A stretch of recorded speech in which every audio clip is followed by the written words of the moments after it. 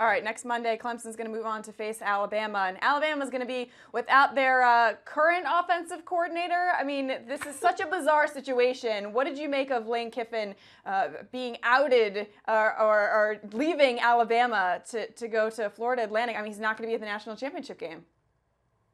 I wasn't surprised. So I covered the national championship game last year, and I vividly remember Nick Saban being extremely frustrated with Kirby Smart because, as you remember, Kirby Smart was getting ready to go to Georgia. I remember him saying numerous times in various post-game interviews and during his post-game press conference how he felt like his defense wasn't prepared. You can sense the frustration when he was talking about Kirby Smart. They were disappointed in the game plan because they didn't felt like Kirby was focused enough on the national championship game. So when this news broke yesterday, I immediately said out loud, this does not surprise me. I'm shocked this didn't happen last year with Kirby. What ended up happening is after the game, he, in so many Nick Saban words, basically said he was disappointed. Now, he didn't want that to happen this year with Lane Kiffin.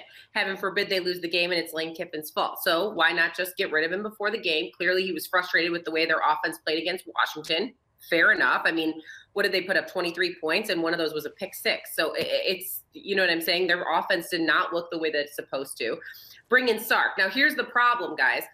Sark and Lane, sure, they both know this offense. They know what they're working with. They know the play calls. But Sark doesn't know these guys the way Lane does. He doesn't know their talent level. So let's say there's a certain drive, and he knows Jalen Hurts' capabilities, and he knows his offensive weapons capabilities. Lane does, that is. He can just call things on the fly. Sark doesn't know the capabilities of these guys. He doesn't know their personality. He doesn't know how well they perform under pressure. He doesn't know how fast a guy is at this point in the game the way Lane does. So for me, it's just knowing your players, their personalities, the personnel. Sark knows the offense, but he doesn't know the players as in-depthly as Lane did. And also, you know, you heard Jalen Hurts, I believe, say just last week, yeah, I really haven't spent a lot of time with Sark because he's not around us as much. The players have said that. So he doesn't know the players. He knows the play calling. So for me, that's just going to be what's difficult for Alabama in game situations to be able to draw up plays when you don't know your personnel as well as the last offensive coordinator, especially in game situations when it's moving really quick. Yeah, just bizarre. It's so unlike Nick Saban to do this and to cause some distractions unnecessarily.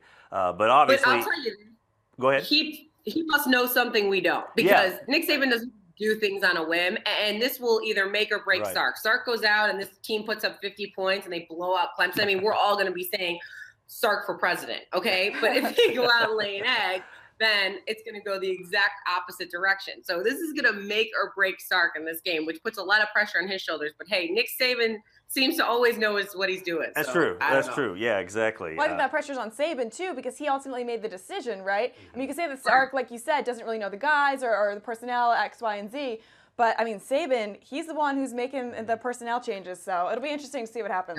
Yeah. It will be. It will be.